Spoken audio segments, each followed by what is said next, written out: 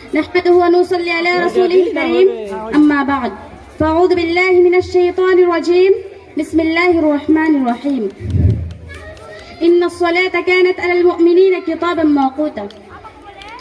قابل احترام صدر مجلس اور میری مشفق اساتذہ کرام اور مہمانان گرامی قدر اور معزز سامعین و سامعات، آج کے اس یوم ظہریہ کے موقع پر میں جس موضوع پر کچھ عرض کرنا چاہتی ہوں وہ ہے وقت کی ترتیب و تنظیم. وقت خود جینے کا سلیقہ سکھا دیتا ہے، وقت خود جینے کا سلیقہ سکھا دیتا ہے، شاخ گل چمن کا ہاتھوں میں تلوار تھما دیتا ہے.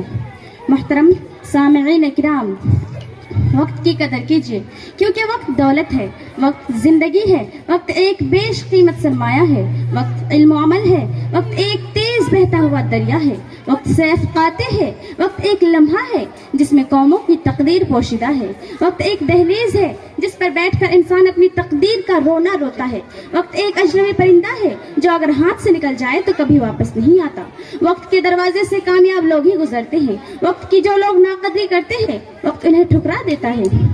وقت ایک ایسا راستہ ہے جو اگر نصیب ہو جائے تو کامیابی کی صورت میں ڈھل جاتا ہے. وقت ایک خشک لکڑی ہے جس کو آگ دکھائی جا چکی ہے، اگر آپ اس کے حرارت سے فائدہ حاصل کیے تو اچھا ہے، ورنہ وہ چل کر راکھ ہو جائے گی. وقت سے متعلق کسی کہنے والے نے صحیح کہا ہے، الوقت الثمن من الذهب، کہ دنیا کی تمام چیزیں ضائع ہو جانے کے بعد واپس آ سکتی ہے لیکن ضائع شدہ وقت کبھی واپس نہیں آ سکتی، اور وہ چیز بھی اسی وقت واپس آئے گی جب اس کا وقت ہوگا. حضرت عبداللہ بن عباس رضی اللہ عنہ بیان کرتے ہیں کہ رسول اللہ صلی اللہ علیہ وسلم نے ارشاد فرمایا، نعمتان مغبون فیہما کثیر من الناس، کہ دنیا کے در حقیقت وقت اللہ کی ان نعمتوں میں سے ہے جس پر انسان کا اختیار کلی بھی ہے اور وہ عاجز بھی ہے. عربی زبان کا مقولہ ہے، الوقت کالسیف ان لم تقطع فی یقطعک، وقت اس تلوار کے مانند ہے کہ اگر تم اس کو نہیں کاٹو گے تو وہ تم کو دے گی، اور فی الوقت ہمارے معاشرے کی یہی روش ہے کہ ہم سب اس تلوار کے ہاتھوں کٹتے چلے آ رہے ہیں، باوجود یہ کہ ہمارے پاس اس کو کاٹنے کی صلاحیت بدرجہ اولیٰ موجود ہے. ترتیب وقت کے موضوع پر گفتگو کرتے وقت ذہن میں یہ سوال ضرور ابھرتا ہے کہ وقت کی ترتیب و تنظیم کیوں ضروری ہے؟ کیا اس کے بغیر کوئی ترقی کی بلندیوں کو نہیں پہنچا؟ آخر اس امر پر اتنا زور کیوں دیا جاتا ہے؟ ان سب کا جواب یہ ہے کہ در حقیقت وقت کی تنظیم ہی ہمیں ہمارے خواب شرمندہ کرا سکتی ہے. ہمارے ارد گرد جتنی بھی فطری چیز ہے وہ ایک نظام سے چلتی ہے، جیسے شمس و قمر کا طلوع و غروب ہونے کا ایک محدود وقت ہے. اسی کو مد نظر رکھتے ہوئے ہم نے دن ماہ سال کو ترتیب دیا ہے. محترم سامعین کرام، انسان جب وقت کی ترتیب و تنظیم سے آشنا ہو جاتا ہے تو ان کی زندگی آسان ہو جاتی ہے. جو لوگ بامقصد زندگی گزارنا چاہتے ہیں یقیناً ان کی زندگی میں ترتیب و تنظیم پائی جاتی ہے.